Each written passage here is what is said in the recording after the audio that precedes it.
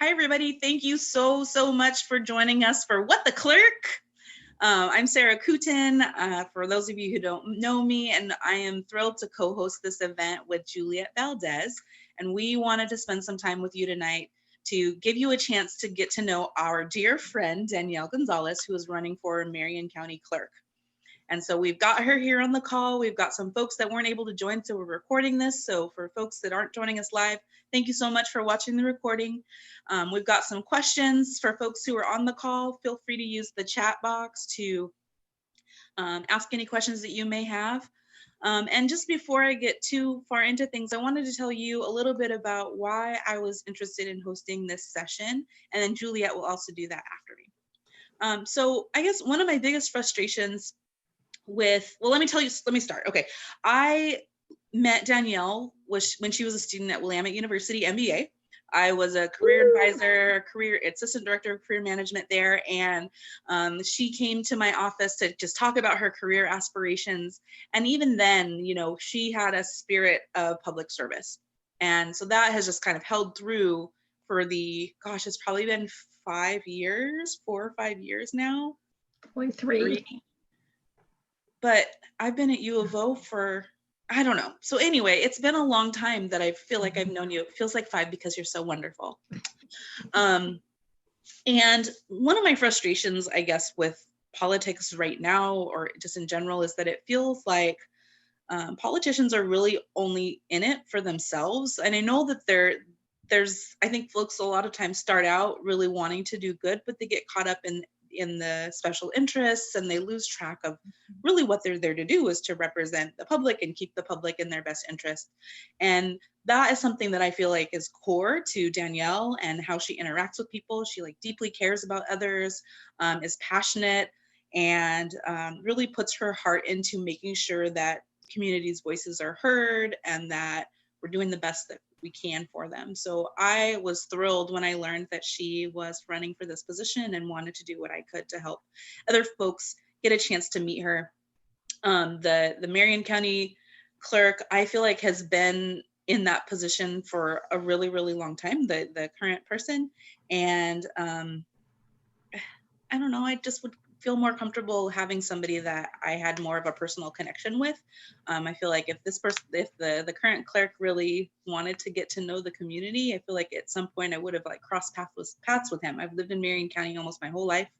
And so I just really wanted to have somebody that I cared about, that I felt like had the best of interests in mind in that position. And so I'm really happy to support Danielle, and I will go ahead and hand it over to Juliet. Thanks, Sarah. You said everything that I wanted to say. So I will reiterate, ditto. But I met Danielle, I think it was in 2016. Danielle was a student at Willamette. I was working with Sarah, and I felt her passion when I met her. She's just so ready to help you find opportunities. She wants to know who you are and figure out how to help you get to where you want to be. Sarah, you said it right about she's really there for the people. I feel like right now there's a divide. There's a divide in politics, and people are voting for parties, and they're not voting for the good, for the good of the people.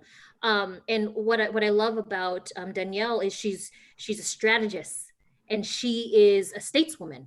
She knows and she sees what needs to happen years from now, and she plans for it. That's what we need.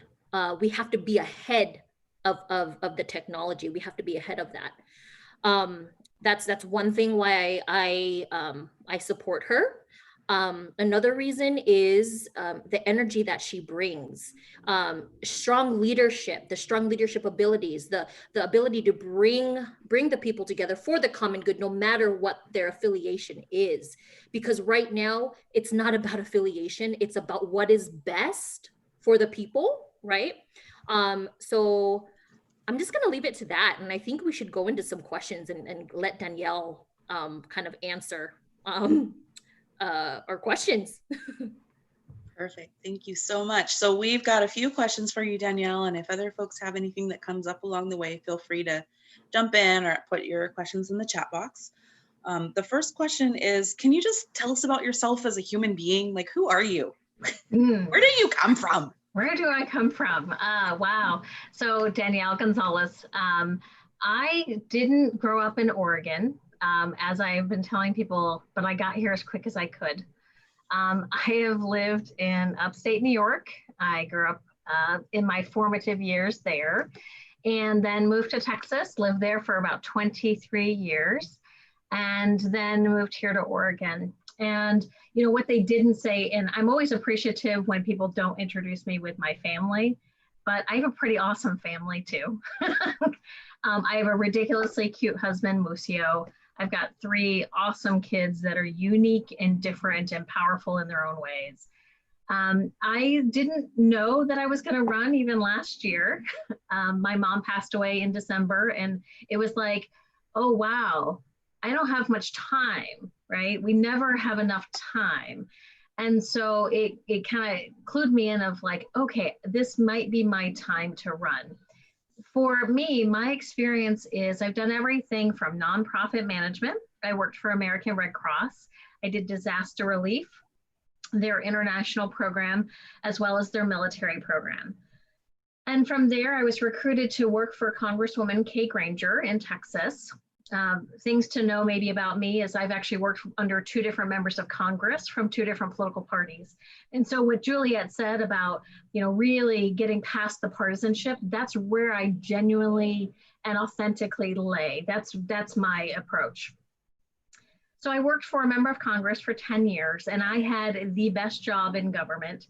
And that was negotiating and working through federal problems that people had on an individual level. And it was so satisfying. It was tough, but I think I was tougher. The kind of joke people would talk about the office, around the office about me, is that I was a little bulldog, is what I've been called. And notoriously, I got a cease and desist letter from the Department of Defense, and I'll just point out that I still won. So I know that once things need to happen, I have zero problem with getting things done, because I pull in people they're impacted and important, and I don't let them say no if it's the right thing to do. So I think that's maybe a little bit about me. I've had some really amazing women in my life in particular. I had a wonderful mentor. Her name was Jo Carter. She was an Air Force wife, and her husband had passed away, and her and I just really kicked it off and did so many wonderful things together. But there's something that she said to me that stuck no matter what I did in life. And she said, you know, Danielle, the best people belong in government service because the people actually deserve that. And it stuck with me so long that I've kind of repeated it to other young people that I've had as interns or staff members that have definitely been feeling that burden of public service. And I know that I can carry on despite obstacles. So I feel comfortable there. I have worked for numerous elected officials, and from both sides of the aisle. I know how hard it is, and I know what the work entails, and I feel comfortable that I can get it done. So there you go. A little bit about me. Awesome. Thank you so, so much. And I also, Juliet posted in the chat box the quote, the best people belong in public service. And that also resonated with me as well. So thank you so much for sharing that. I really, really appreciate hearing what drives you and kind of what got you into this work. The next question that I have for you is, what does the clerk do? Can you tell us a little bit more? Like, I feel like I know, like, I feel like their signature is on marriage licenses and things like that. But can you tell us a little bit more about kind of what the day-to-day looks like and what a clerk's responsibilities are? Yeah, so this is actually one of my favorite things to talk about, is just, you know, what government does and what they're supposed to do on behalf of the people. So county clerks are different in different parts of the country, okay? But in Marion County, so I'll speak to Marion County, it's kind of broken up into 5 different subsections, right? You have an admin section, you have the recording and marriage licensing, you have the Board of Public Tax Appeals, I mean, things you wouldn't necessarily think of, right? And you have the election side. And the reason that the county clerks, though, are so important, especially these days, is because they're at the front lines. And this is what most people know the county clerks for. They do the marriage license and the passports and all of that stuff, that's mortgage deeds. But they're at the front lines protecting the democratic process, and not just today, but definitely for the future. And by far, our biggest threats right now is disinformation provided by actors that have some means and motive and opportunity to insert themselves into public discourse. And so I feel like it takes people that are really strong and have some tenacity and certainly some fresh perspective to actually go through and make sure that we don't continue to experience this pandemic plus epidemic of distrust. Our government can do great things, but people have to hold their public officials to account. And by to account, I mean making sure they're also communicating with their public officials and giving them information. So the clerk's office does, again, passports. That's something I did a lot of actually in the congressional office that I worked in as well. I think that in particular clerks this year, and I don't feel like we're just planning for this year, we got to plan for the next coming years. The future is going to lie in the hands that serve, and I certainly didn't want to leave that to chance anymore. And so that's kind of the reason I decided to run for clerk. A year ago, I wasn't planning on doing that. I am absolutely unafraid of the work that's ahead, because our democracy, I don't feel like we can wait anymore. She answered her next question. You did. You did. You alluded to it. I'm going to go ahead and ask it in case anything else kind of pops up. You did mention about your mom's passing. I'm so sorry to hear about that. Yeah. But the question is, why is running a big deal right now? And why now? Yeah. And why clerk? Why clerk? And that's exactly it, right? Why the clerk? The clerk is one of the most important aspects. If you think about it, the clerk, between the 216,000 voters in Marion County, active or registered voters, plus the marriage, plus the passport applications, plus your mortgage deeds, it is the office that deals with more constituents than any other office in the county. And we don't even think about that. We think of, we have your board of commissioners and they make all of the decisions and all of that stuff. But really on an everyday level, what the county clerk does and what the county clerk staff does is more impactful on the everyday. So I feel like the reason that this is important for me to run, and why did I choose to run for clerk, is because authentically I bring people together across party lines. That's what I do. I managed staff for many years. I did future needs assessments. I've done planning. I've amassed resources. And even in my current position, I actually work for Marion County right now. I do economic development, and I get to do economic development in small rural communities that wouldn't normally have someone looking like me in their midst, to help them figure out what their goals are and to move forward. So I think that's why the clerk for me. Thank you so much.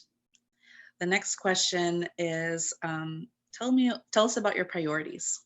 Yeah, so I have lots of priorities.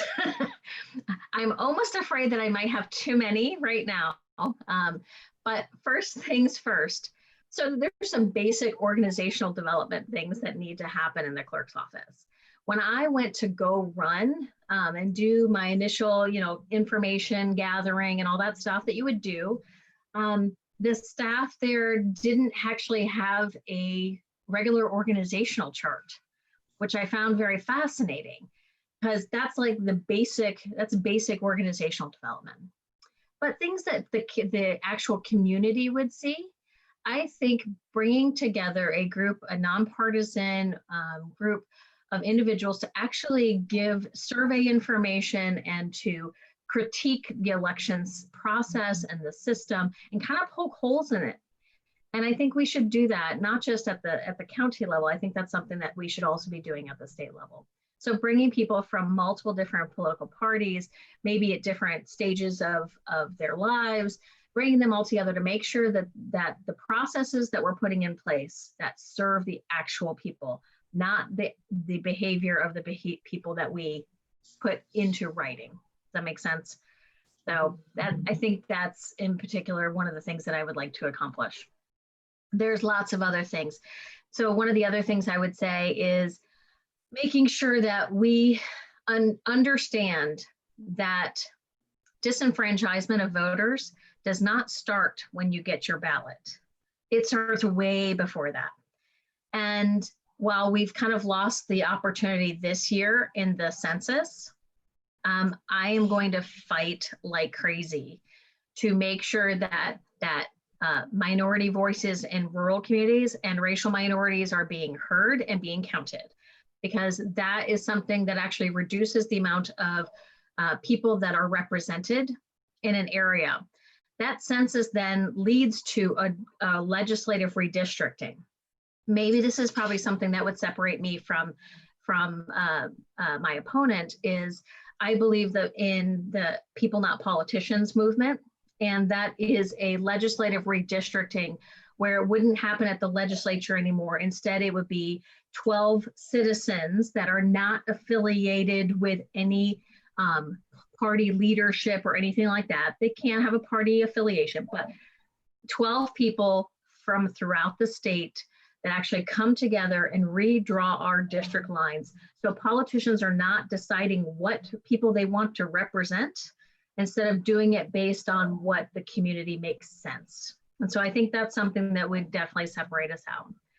I would also want to improve the information of what you can get online. What the pandemic, I think, has really done is opened up a opportunity for people to see what services that the clerk's office can offer and what they can offer online. And there's a lot of things that we can do. We just need to be creative about it. Authenticated users could potentially do their mortgage deeds online. They don't necessarily have to come into the office to do that. Now, passports in particular, the federal government does require in-person applications for passports. And so those things are going to have to happen in person. But it doesn't necessarily stop us from how do we get into the communities, because not everybody can go and leave work in the middle of the business day to do these things. And so county clerks in other parts of the country actually do what they call passport fairs, where they just take a Saturday afternoon and allow for people to come and do their passport applications. Typically it happens before a college holiday or something like that, to make sure that people can have their passports so they can go travel. But that's something that can be done too. So there's lots of different things that we can do to improve that. And I think a focus on civics that doesn't just stop when you're in high school is really important.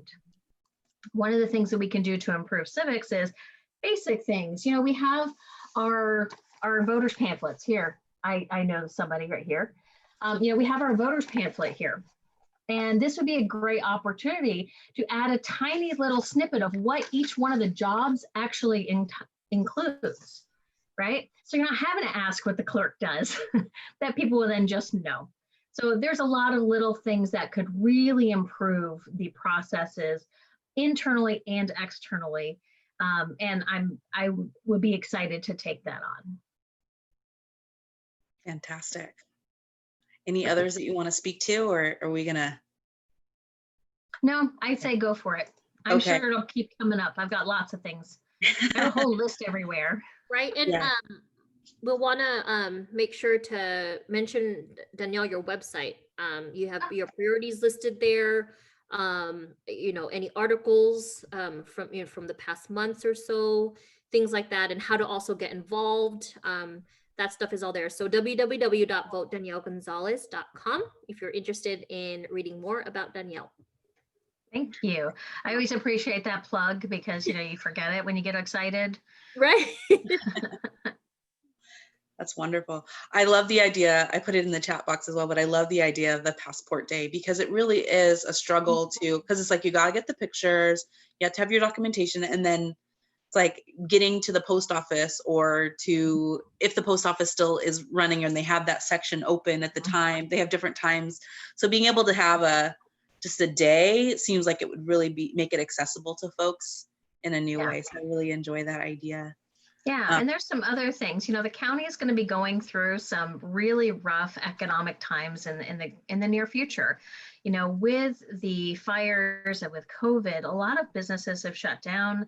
You know, a lot of the houses up in the Santiam Canyon have, you know, not survived. And unfortunately, you know, I worry about people up there getting their ballots. I sent a note up to somebody that I know their house still exists, and all of it came back to me. So, you know, I'm worried about them not being able to get their ballots properly. I'm worried about those kind of things. But there are lots of things that we can do, and the strain on the finances from the county really is going to require somebody with unique experience in bringing in resources from diverse places. In my work for the Marion County, I've, you know, again, worked in economic development up in the North Santiam Canyon. I've worked there for about 5 years with those communities, and we've been able to bring in more than $20 million of economic investment just in 5 years. That doesn't happen by accident. It's happened because there's been a strategic attempt to move resources to the exact place where it needs to be. And that's where it needs to be in the county. That's where the lowest median household income is. So, you know, you just have to approach it from a systems thinking approach and make sure we're not duplicating benefits, but make sure that we're giving access to everybody that needs it. I love it. Thank you so much. I'm going to ask, or is there any questions from the audience at this time? I still have like 1 or 2 more questions, but want to leave time for you all to ask what you'd like. I had a question. Go ahead. Oh, I was just curious, and excuse my ignorance. Is this like an 8 to 5 office type job? Do you get a salary, or do you have your regular job along with this job? Thank you so much for asking that. It would be absolutely irresponsible for me as a parent and as the main wage earner in my house to not have a full-time job. So that would be, yes, it is a full-time position. It's probably more than 8 to 5 most days. That actually has been one of the things I've heard a lot from people that know me. They're like, I want you to win because you want to win. They said, but I don't want to lose you in economic development. So, you know, that is going to be a struggle. And I've kind of had to make some promises along the way and say, I'm going to still help no matter what.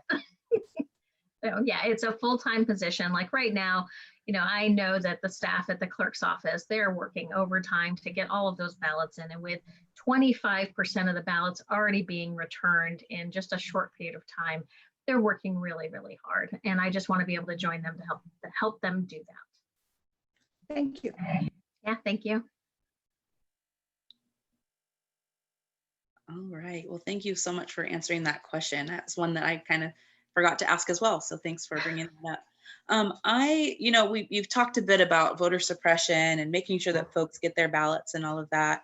You know, Oregon as a state has received a lot of heat from conservative media, specifically around vote by mail and how insecure it can be. Can you talk to us a little bit about how safe voting by mail is, and also any concerns that you have about voter suppression and how you might address that in this role? Yeah, I appreciate this question so very much. So let's really talk about what voter suppression is. I think that's really important to actually understand. You know, voter suppression is the intentional or unintended barriers that are put before voters so that they have to then overcome to be able to successfully cast their votes in a democracy. Now, this is something that is guaranteed under the Constitution, and we need to make sure that we uphold that. public trust in government institutions and the polarization is at the heart of people's concerns. And that has not started here. We did not start this fire. This started a long time ago. I am, though, personally at loss on why any public official that has pledged their oath to the Constitution would attempt to not count votes, other than to intentionally disenfranchise people. I'm not sure when these basic tenets of democracy became divisive, but I'm not going to let that happen around here. People deserve public leaders who are advocating on their behalf and to ensure that their vote and their voice is heard. Systematic disenfranchisement is absolutely real. And anybody that doesn't believe that, you're not looking hard enough. It's there. We see it happening across the country with the manipulation of hours, voting days, and rules that are changing in the mid-election. Voter suppression starts with that census, right? It starts with that. It goes to the redistricting. It then goes into the equity of opportunity when it comes to people running for office, making sure that people have access to how to run for office. How do we spot this? Now, that's the other question. We also have voter intimidation. And that's something you're hearing a little bit about, some militias and things like that. Voter intimidation is definitely reduced by the mail-in ballot situation. But the one place that we don't do it is great of a job, and this is just really hard in general, is when the intimidation is coming from people's own homes. And that's real in Oregon. So when we talk about elections in Oregon, let's talk about the safety of them. Since Oregon went to the mail-in system, it is increased access for voters. It is increased security because you have to have an ID to get your verified ballot sent to you to the address that you have had to show documentation to get your ID to. And then from an economic perspective, it's actually much more cost effective. So as a person that has lived in Texas, the notoriously worst place to vote, it is problematic. If you didn't have mail-in voting, and when I came here, I was so pleasantly surprised and how wonderful and easy it was. In Texas, I had to, of course, you have to, we have an open primary there. And so you could change your primary at the last minute. Then you'd have to get the right ballot when you went in. Then you'd have to make sure you're in the right place. You'd potentially have to take off work if it was going to be a long line. You know, there was all of these things. And then there's no guarantee because you might put it into the machine and it just kind of gives you a little beep. And that was the ones near me. But each county was different. And so, you know, what one voter in one community would get to experience and a voter in another community, it was immediately sending, it was discriminating against, depending on if you were in rural communities or urban communities. So I don't think that that was a safe situation, and certainly wasn't upholding the democratic principles of the United States. We now currently, you have an ID to go register under the motor voter. You have an ID, you have one ballot that is sent to you. So it's not like you can grab a couple of extras, right? Like you could potentially if you were voting in person. It reduces the risk of you getting the wrong ballot. So the clerk said, I believe they had 140 plus different types of ballots in this election because it's different by who your zone is and who, what county you're in and all of that kind of stuff. Who, like if you're in a specific zone of a Marion Soil and Water Conservation District, right? So depending on what zone, you have a different election. So can you imagine having to have a poll worker deciding which one of the ballots are going to be yours, right? So that was definitely problematic. But there's more we can do. The Postal Service has obviously lost a lot in the way of machinery, and unfortunately, I think it was intentional, and that's not good. That does not say good things because we've had a great system here in Oregon. It is much safer, and if there is voter fraud, and these are so remote, like when I was looking up some of the numbers and I looked at multiple different research from multiple different universities, it was still the absolute highest I saw was 1/100th% of ballots may have been done incorrectly. And the thing is, most of the time it's not intentional, it's just an error, right?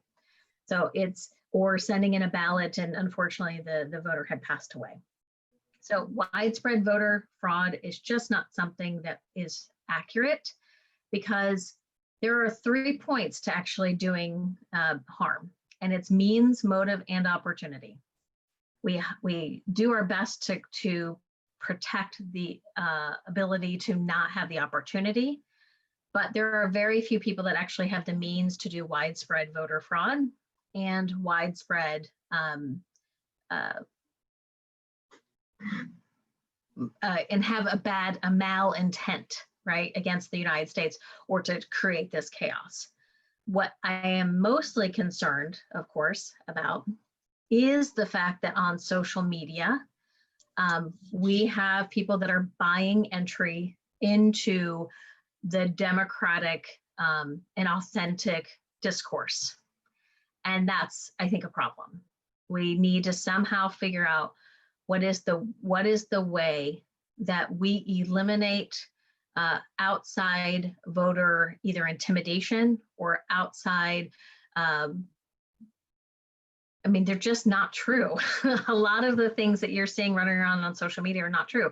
And it has nothing to do with either side. It's to sow discord among people, well-meaning, people that want to do good by their country. And it's purposely done through psychological means to upset them and to make them want to do something negative. So there's just so many things that goes right here in Oregon. Oregon was just recently named the easiest place for a voter to vote, and I would agree. Thanks, Danielle. So we actually have questions both. I have my phone on here because I have Facebook. We have questions on Facebook coming through, and we also have a question from Sarah Shin. So related to voter suppression, can adults in custody or incarcerated adults vote? What about Oregonians experiencing houselessness? Sarah's curious about your thoughts on breaking down barriers for marginalized voters, especially in these specific groups. I appreciate it. So in Oregon, people in custody cannot vote, but as soon as they are out of custody, they can. So that is actually better than most places in the country. And most places in the country, if you have a felony conviction, you are permanently banned from voting, and I don't think that's okay.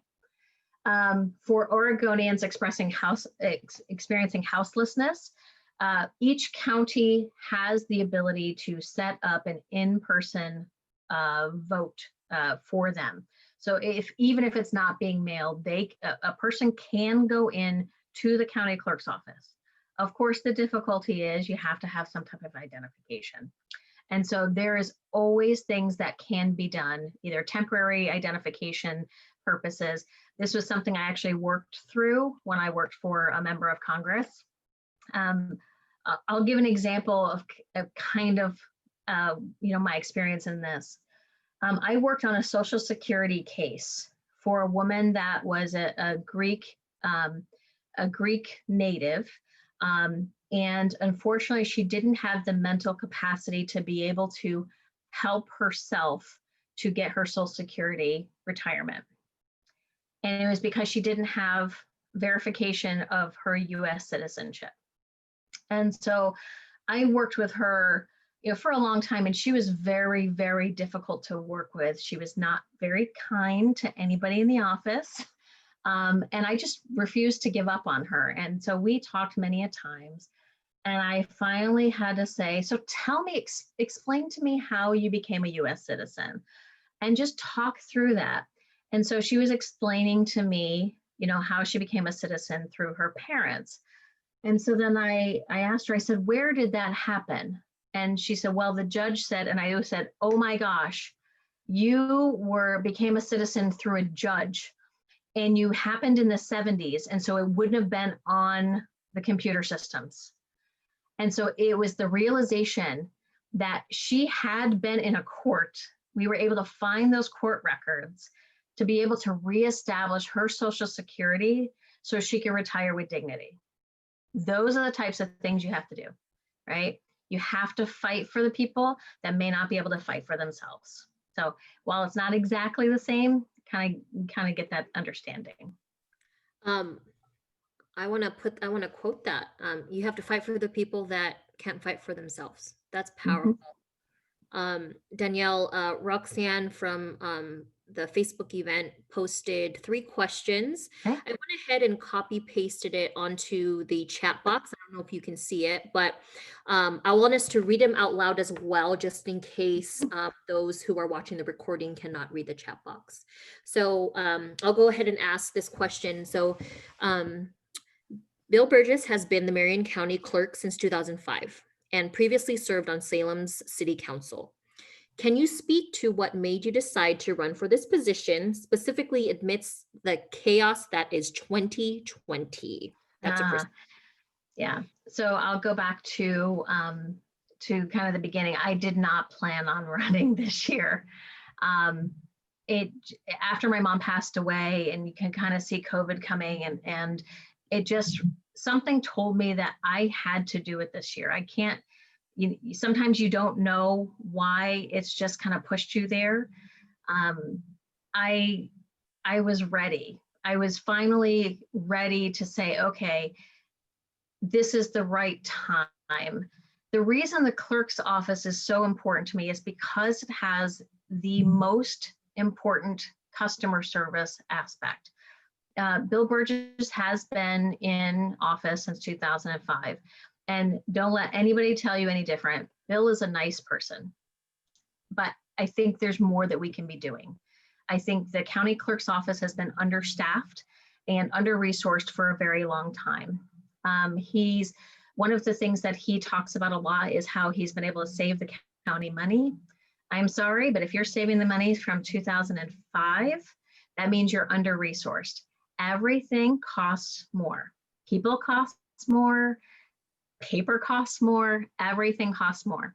So we need to be realistic about what it costs to actually secure an election and secure the work of the people. And so I am one of those people that brings resources and feels very comfortable in doing that. So that's why, in particular, the clerk's office. I'm a nonpartisan public leader. That's how I am. If anybody's ever seen me in the community, they would say probably the same thing. I've worked for 2 different members of Congress from 2 different political parties. I do the hard work when it does get tough. I am worried that there's not enough vision looking forward. 2020 may be chaotic right now, but if we don't really plan for what's next, we're going to have some trouble. So I just wanted to be in the right place to do that. And I had to make that decision. If not me, who else? And very honestly, I like my privacy. If anybody knows me, that is one thing that has been hardest for me, is to actually be on these video screens. You guys are in the middle of my laundry room here. That's been really, really tough. But yeah, this 2020 has been an interesting one, but if not me, who else? And she has 2 more questions here.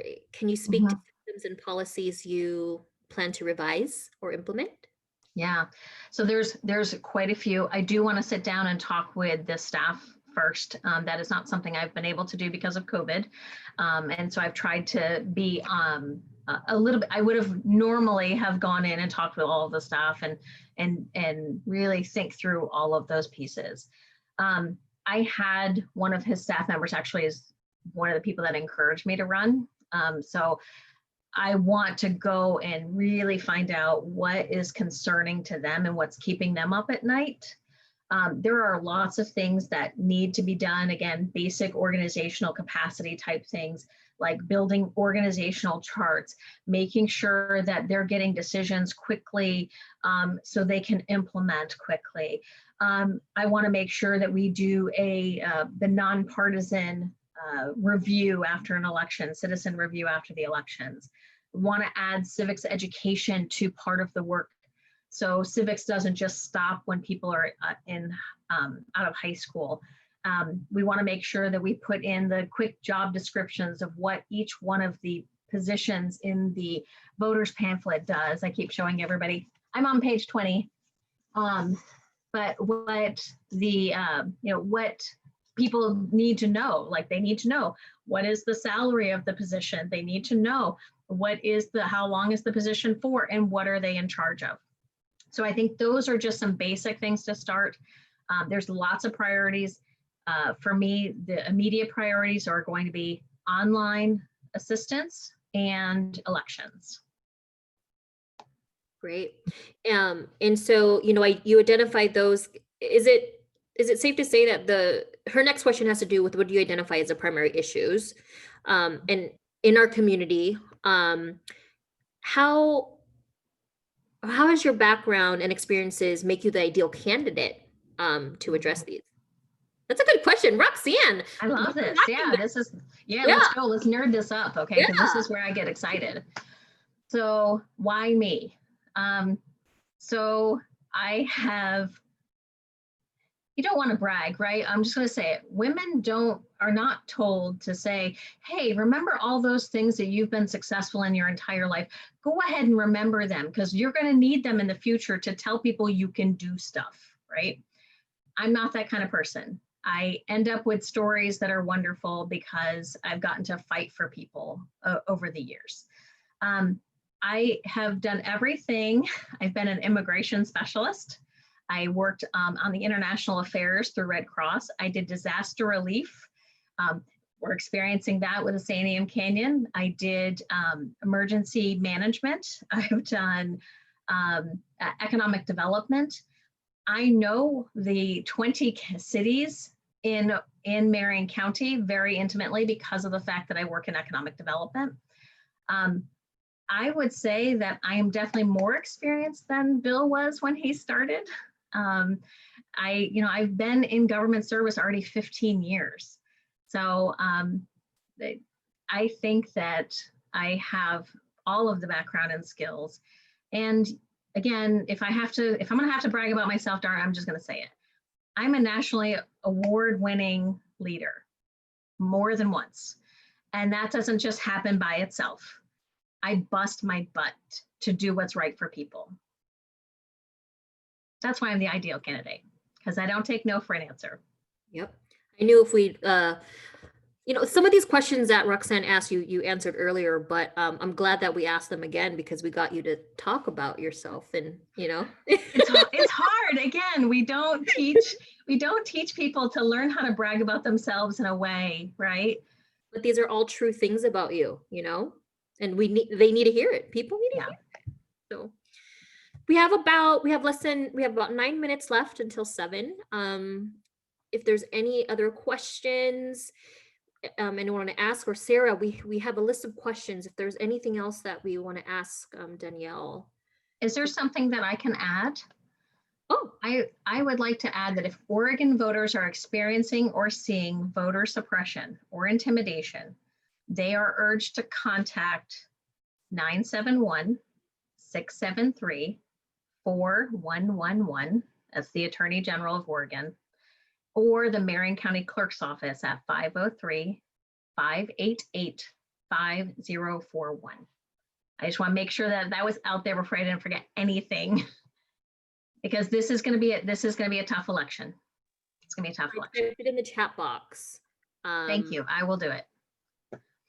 I went ahead and did it. So. Oh, you're great. I think it's right. You want to check it, make sure it's right. And this is an assumption that is the chat available in the Zoom when we share it? Yeah. Okay. Excellent. Cool. There we go. Right. There we go. Perfect.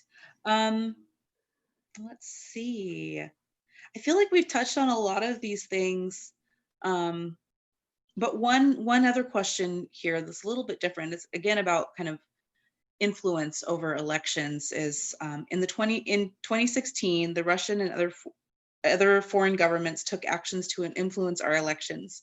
What steps have been taken in our state and national voting system to ensure we are safe from these foreign influences? Yeah, so the FBI did a full investigation. I've read through the summary. I don't know why that wasn't national. I mean, it was not such a national. It's really a problem. It's a problem. We should not be having foreign countries influencing our democratic discourse. Right? There's enough for us to argue over on policy than things that are just flat out not true.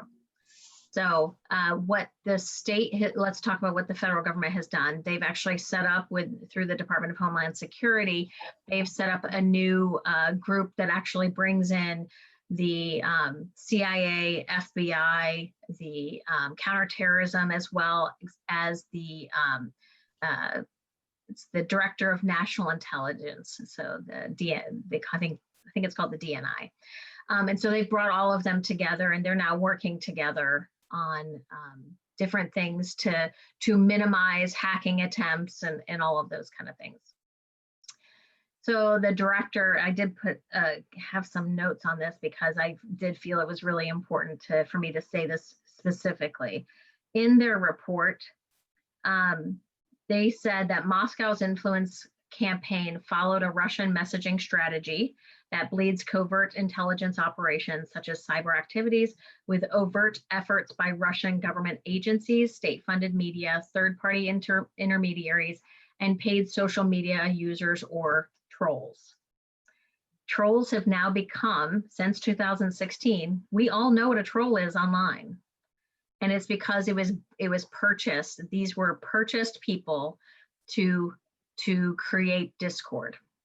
So the 5 different agencies at the federal level, as well as the Secretary of State's office, they've done some hardening of their election services. So here in Marion County, I'll speak to this.